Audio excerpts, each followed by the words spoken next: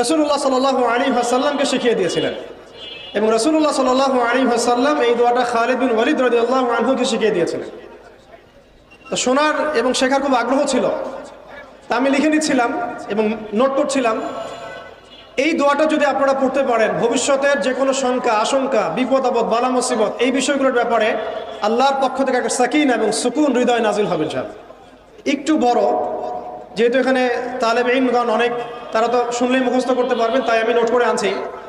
এবং জ্ঞান তো লুকিয়ে রেখেও লাভ নাই, প্রচার করলেই লাভ, আপনারা আমল করলে আমি নাকি পাবো ইনশাআল্লাহ।